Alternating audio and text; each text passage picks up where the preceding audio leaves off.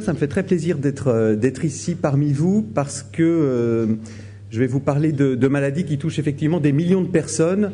Et ces malades, quand on les voit au quotidien, se sentent souvent extrêmement délaissés. On parle beaucoup d'autres pathologies et puis rarement des leurs. Et donc, quelque part, ici, c'est un peu comme porte-parole, on va dire, hein, que je suis ici. Pour vous parler donc de ces différentes maladies, on va bien sûr parler un petit peu plus précisément de l'arthrose parce que c'est un domaine qui évolue beaucoup. Mais quand même, avant ça, j'aimerais vous dire qu'effectivement, les maladies des os et des articulations, c'est facile. C'est deux problèmes. C'est des douleurs et c'est du handicap. C'est la discipline qui s'occupe des gens qui ont mal et des gens qui ont des handicaps locomoteurs. Et pour faire un tour d'horizon très rapide, vous avez tout ce qui concerne des maladies qui sont liées au vieillissement. Et là, on va retrouver l'arthrose et l'ostéoporose, essentiellement. Et puis, vous avez des maladies inflammatoires, plus inflammatoires, on va dire, parce que maintenant, les concepts évoluent. Et cette fois-ci, qui concernent la polyarthrite rhumatoïde, la spondylarthrite ankylosante. Donc, c'est en gros deux domaines. Et la recherche nous apprend maintenant qu'en fait, il commence à y avoir des liens entre les deux. En termes de fréquence, donc là, on a vu ce que ça représentait. L'ostéoporose, par exemple, 40% des femmes de plus de 50 ans vont faire une fracture vertébrale ou une fracture ailleurs. 40% des femmes de plus de 50 ans. C'est énorme. L'arthrose, c'est 6 millions de personnes, non pas qui ont de l'arthrose en regardant une radio, mais qui ont de l'arthrose avec des douleurs. La polyarthrite rhumatoïde, la spondylarthrite, c'est presque entre 500 000 et 1 million de personnes qui sont touchées. Donc vous voyez, c'est vraiment beaucoup de malades que ça concerne. Alors, une fois cette introduction donnée, je ne vais pas m'appesantir sur la polyarthrite rhumatoïde et les rhumatismes inflammatoires, même si c'est un domaine qui est passionnant. C'est passionnant parce que les découvertes d'il y a 10 ans nous ont permis de cibler des éléments très précis qu'on a appris il y a 10 ans. Et en ciblant ça, eh bien, on a fabriqué des médicaments. Et en ayant fabriqué ces médicaments, on s'est aperçu que ça fonctionnait. C'est un peu magique. Alors, dit comme ça, ça paraît magique. Il faut savoir qu'avant que ces fameuses biothérapies arrivent sur le marché, il y avait eu d'autres essais, ça avait été des échecs. Mais celles-ci, en particulier les anti-TNF, puis après il y en a d'autres, ont été des succès. Et ça vous sera développé au cours de ce forum. En ce qui concerne maintenant l'arthrose, alors l'arthrose, si je vous interrogeais chacun d'entre vous pour vous dire pour vous c'est quoi l'arthrose, je suis presque sûr, parce que c'est la question que je pose tous les 3 mois à mes étudiants, que j'aurai 2 réponses. C'est d'une part la maladie des vieux, et puis d'autre part c'est la maladie de l'usure. Et en fait, ces dernières années, on a appris que ces 2 concepts n'étaient pas vrais. D'abord, l'arthrose, ce n'est pas une maladie de l'usure. Ce n'est pas une maladie de l'usure, parce que l'usure, ça veut dire quoi? Ça veut dire, vous voyez, c'est un petit peu comme dans une voiture, vous avez un pneu, et puis à force des kilomètres, ça finit par s'user. L'arthrose, c'est pas du tout ça. L'arthrose, c'est une autodestruction de l'articulation qui débute au cartilage et en fait qui va toucher toute l'articulation. Qui dit autodestruction veut dire que c'est un phénomène actif. C'est vraiment quelque chose qui va des mécanismes cellulaires qui vont aboutir à la destruction, de l'autodestruction par des enzymes. C'est très important ça, parce que d'un concept de fatalité, hein, l'arthrose, bah oui, c'est même pas une maladie puisque c'est simplement de l'usure. Ben, on en arrive maintenant à voir qu'il y a bien des cibles potentielles. Et ces cibles, on va les tester.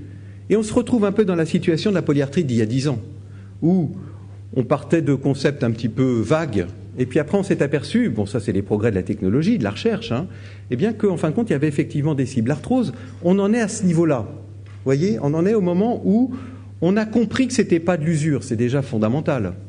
Et on commence maintenant à comprendre les mécanismes.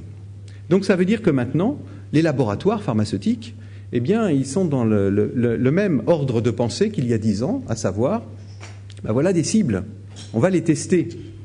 Et ça explique pourquoi, actuellement, chez l'homme, en essai thérapeutique, eh bien, on a maintenant des molécules en développement.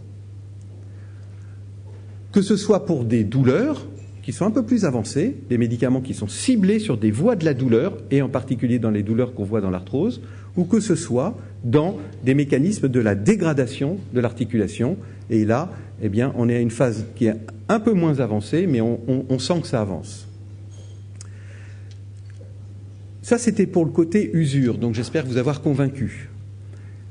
Maintenant, pour le côté vieillesse, maladie du vieux. Alors, de la même façon, si je vous posais la question à partir de quel âge on est vieux, eh bien, vous allez me dire, ça va être très variable d'une personne à une autre, parce qu'en général, c'est fonction de son propre âge, où on rajoute quelques années. Mais, au bout du compte, ce qu'on sait, c'est qu'on gagne 1 trimestre de vie par an. Ça, on le sait, en espérance de vie. On gagne 1 trimestre d'espérance de vie par an. Pour le moment, on ne voit pas d'interruption à ça, même si la courbe, peut-être en ce moment, est en train un petit peu de s'émousser, à cause en particulier de l'obésité, je vais y revenir. Mais l'arthrose, elle, commence toujours au même âge. Il y a 30 ans, il y a 40 ans, il y a 100 ans, c'est toujours au même âge que ça commence, vers la soixantaine. Or, aujourd'hui, à 60 ans, eh bien, on n'est pas vieux. Alors qu'il y a 30 ou 40 ans, c'était le cas. Le concept de vieillesse du point de vue social, et je pense qu'il y a pas mal de forums sur ce sujet-là dans ces journées, eh bien, le montre bien. Donc, si vous voulez, aujourd'hui, l'arthrose commence toujours au même âge, mais sauf qu'avant, c'était un âge où on disait qu'on était vieux, mais maintenant, c'est plus le cas parce qu'on est très actif et c'est peut-être le moment où on commence à être le plus actif. On fait le tour du monde pour aller voir ses petits-enfants.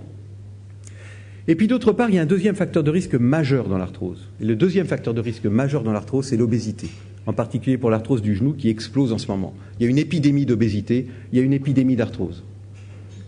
Et donc, vous voyez que l'obésité étant une pathologie qui n'est pas particulièrement une pathologie du vieux, hein, on voit même de l'obésité maintenant de plus en plus jeune, que maintenant vous posez la question à des nutritionnistes, à savoir, vous voyez beaucoup d'arthrose dans votre clientèle? La réponse est oui, parce que on voit maintenant des arthroses à 30 ans, à 40 ans du genou. Et aujourd'hui, on n'a pas de réponse pour ces patients-là. Parce que la prothèse, on en pose environ 200 000 par an, la prothèse, eh bien, elle ne vit que 10 ans, 15 ans, parfois 20 ans dans le meilleur des cas. Mais quand on a 30 ans, ça veut dire que du coup, il va falloir la changer à 50, puis peut-être à 70. Mais quand on change une prothèse, ça dure moins longtemps. Vous voyez pourquoi également, eh bien, il y a un intérêt pour essayer de trouver des nouvelles cibles, pour pouvoir essayer de ralentir, voire de stopper, le même raisonnement que ce qu'on a eu pour la polyarthrite rhumatoïde. Donc, vous voyez, j'ai fait un petit focus un petit peu sur l'arthrose, parce que, en fait, c'est comme ça qu'évoluent actuellement les mentalités. C'est vrai dans l'arthrose, c'est vrai dans l'ostéoporose. J'ai pas le temps de vous détailler, mais là aussi, il y a des progrès qui sont considérables. Avant, on n'avait pratiquement aucun traitement pour l'ostéoporose. Maintenant, on a des traitements qui sont administrés aujourd'hui 1 fois par semaine, demain, et même d'ailleurs cet après-midi, on va dire 1 fois par an. Une injection 1 fois par an, et puis vous avez une protection de votre os. Hein. Vous voyez, et là aussi, ça s'appuie sur la recherche. Donc, en fait, c'est vous dire que les gens qui travaillent dans le domaine ont besoin de vous comme relais de ces éléments-là, parce que malheureusement, le domaine des maladies des os et des articulations, c'est toujours un petit peu considéré comme une sorte de fatalité avec... J'insiste là-dessus, alors que vous voyez que ce n'est pas du tout le cas pour les gens qui travaillent dans le domaine, et du coup, vous en tant que relais pour les patients, ça sera absolument fondamental. Voilà, je vous remercie.